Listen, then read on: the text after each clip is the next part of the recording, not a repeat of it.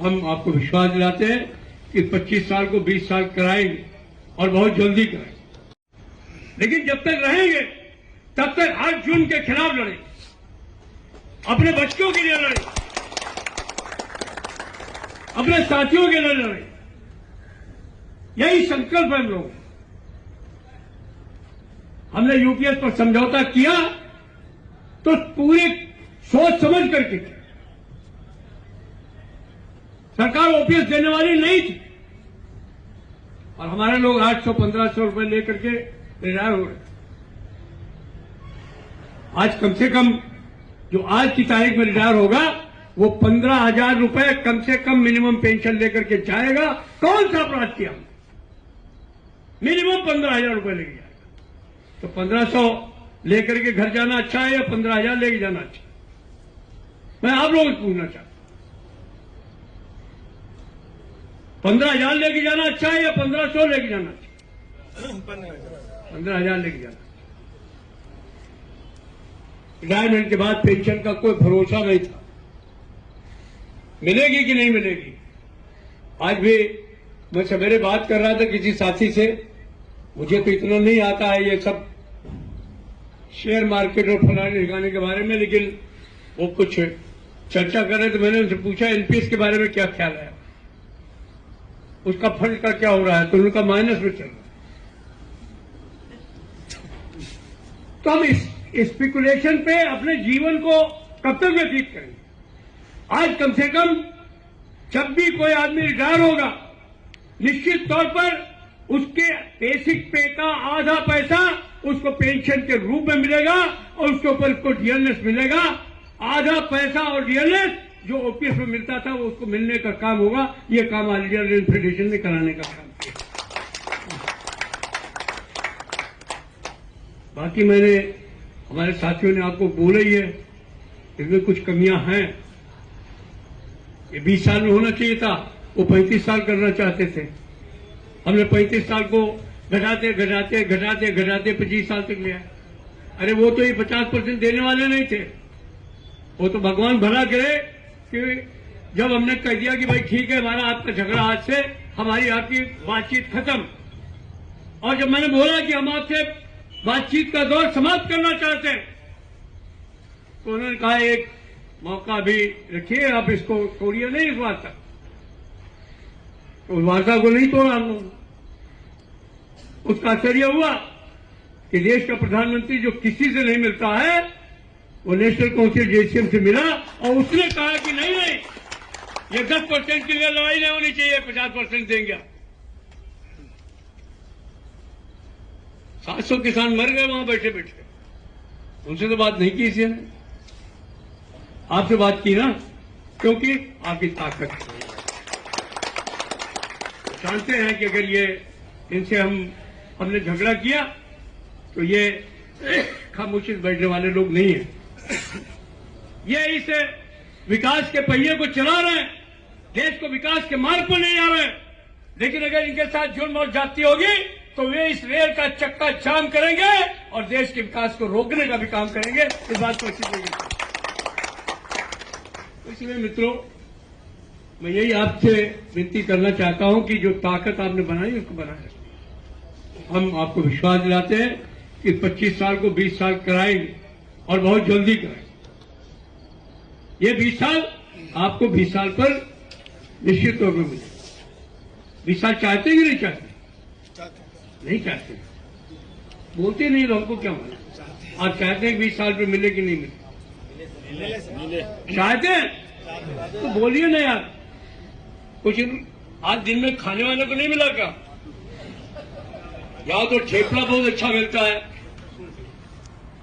खाकरा बहुत अच्छा मिलता है, गुजरात का तो व्यंजन भी बहुत अच्छा है, जलेबी और वो क्या होता है उससे नाश्ता कराते हैं सब, फाफड़ा।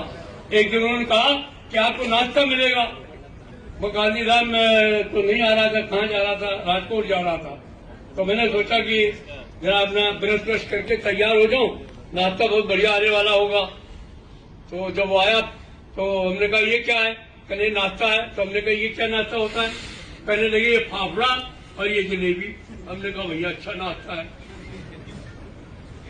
लेकिन खाया तो बड़ा सुंदर था, बहुत सुंदर था। देखने में भले खराब था लेकिन खाने में बड़ा अच्छा। तो मेरे को लगा कि भाई ये गुजराती व्यंजन तो अच्छे ही होते हैं। तो मुझे आप तमाम साथियों से कहना है, इसमें 10% का सवाल है। अभी 1/6 जो है वो आपको इसका मिलने का काम हुआ है। 1/10 6 महीने की तनख्वाह बनती है करीब। कुछ नहीं देने वाले थे, कह रहे थे नहीं देंगे। अरे हमने कहा क्या करते हो, गजब हो जाएगा।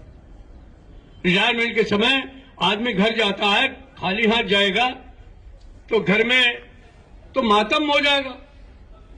घर में बुआ, ताया, मौसी, दादी, अम्मा, दामाद, लड़की, हर कोई सोचता है कि आज भैया रिटायर हो रहा है, जरूर शाम को आएगा, कुछ न कुछ तो लाएगा ही, हमको भी कुछ गिफ्ट मिलेगी। और सबसे ज्यादा तो दिमाग दोस्तों का खराब होता है उस दिन कि आज बढ़िया से फर्स्ट क्लास पार्टी होगी। गुजरात तो खैर ड्राई है, यहां के बारे में क्या कह सकते। लेकिन दूसरी जगहों पर लोग बड़े खुश होते हैं कि आज बहुत बढ़िया वाली पार्टी होगी। तो हमने कहा कि वहां जाएंगे तो कैसे काम चलेगा। तो बहरहाल उन्होंने 6 महीने की तनख्वाह दी थी। आप विश्वास करिए, आने वाले समय में ये 6 महीने रहने वाले नहीं है। हम निश्चित तौर पर इसको 10% तक ले जाने वाले हैं, इसको बीच में छोड़ने वाले नहीं। एक वीआरएस पर भी कुछ लोगों को चिंता है। वैसे कितने लोग नौकरी छोड़ने वाले हैं, जरा हाथ उठाइए, यहां बैठे हुए हैं। आप लोगों में से कितने लोग वीआरएस लेने वाले हैं, जरा हाथ उठाइए। आप लेंगे वीआरएस? एक आदमी है इतने आदमियों में जिसको वीआरएस लेनी है, लेकिन हमको उसकी भी चिंता है। हमको एक आदमी की भी चिंता है। हम आपको विश्वास दिलाते हैं कि जिस दिन आप रिटायर होंगे, आपको पेंशन के 25 वर्ष पूरे होने के बाद आपको पूरे के पूरे पैसे बिना 60 वर्ष इंतजार किए हुए आपके खाते में डलवाएंगे। ये भी हम आपको विश्वास देते हैं। वो कोई नहीं रोके। तो जो इसमें कमियां हैं वो ठीक है, उसकी चिंता नहीं करनी चाहिए। हमारी परेशानी यह है कि हम लोग झूठ नहीं बोल सकते। जो बातें यहां करते हैं वही वहां करेंगे, वही जहां भी बात होगी वहां करेंगे। बहुत सारे लोग हैं जो झूठे लेना, झूठे देना, झूठे बोली, झूठ चबेना, तो हमेशा उसी में लगे रहते हैं। तो मैं उनकी चिंता नहीं करता।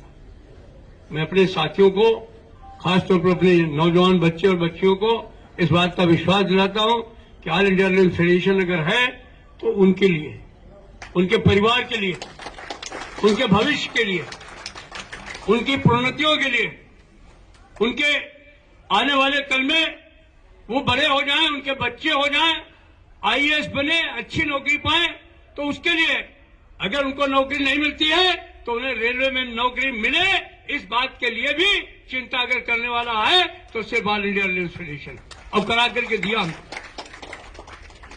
तो आज के दिन मैं और बहुत ज्यादा बातें आपसे नहीं करूंगा, क्योंकि मुझे 8 बजे वहां पहुंचना था और फिर 9:30 बजे मुझे ट्रेन भी पकड़नी है। मन तो बहुत करता है आपसे बातें करने का, लेकिन मैं विश्वास दिलाता हूं अपने तमाम साथियों को कि आप चिंता मत करिए। तमाम रिक्रूटमेंट रूल्स में बदलेंगे। रिस्क और हार्ड ड्यूटी अलाउंस का मामला अभी मैं 3 दिन पहले एक्सपेंडिचर सेक्रेटरी से बात करके आया हूं।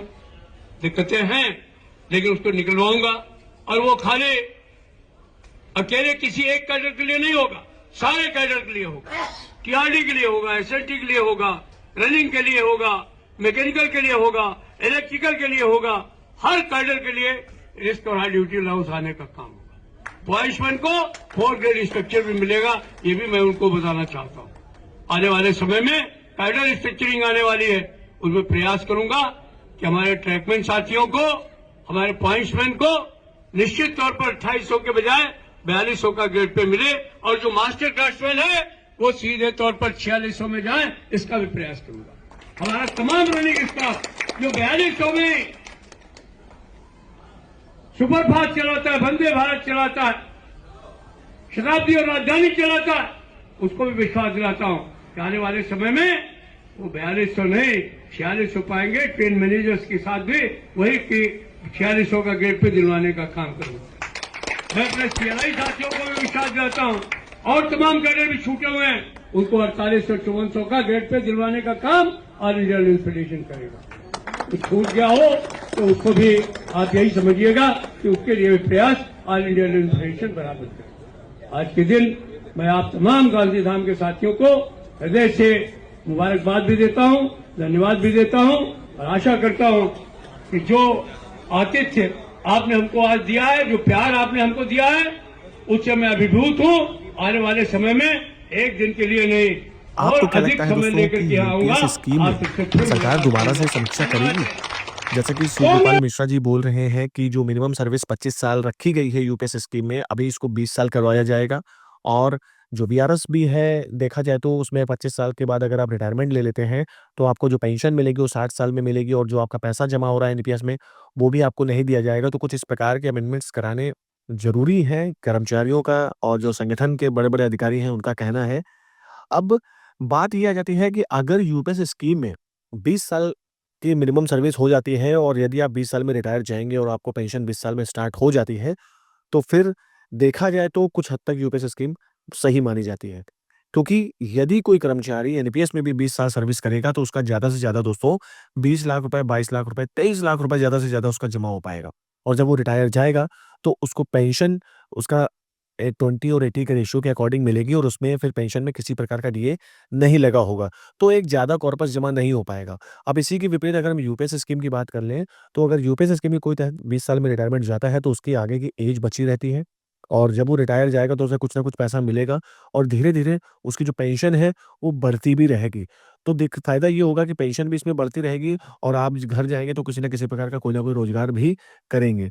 तो अगर छोटी सर्विस की बात करें तो मेरे अकॉर्डिंगली यूपीएस स्कीम सही रहेगी अगर 20 साल के रिटायरमेंट लेने के बाद पेंशन स्टार्ट हो जाती है तो।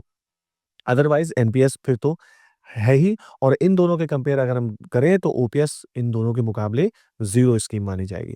तो अब देखना बाकी यही है जैसा कि शिवगोपाल मिश्रा जी ने बोला कि अमेंडमेंट्स कराए जाएँगे, 8वां वेतन आयोग के बारे में भी बताया गया कि इस पर भी कुछ ना कुछ होगा और कर्मचारियों को इसका फ़ायदा अच्छे से मिलेगा।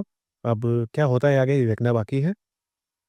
फिलहाल दोस्तों वीडियो कैसा लगा कमेंट सेक्शन पे ज़रूर लिखिएगा। मेरे द्वारा बस दी गई जानकारी आपको अच्छी लगी है तो प्लीज़ लाइक, शेयर, कमेंट ज़रूर करिए। मिलते हैं अगले वीडियो में, तब तक के लिए जय हिंद, जय भारत।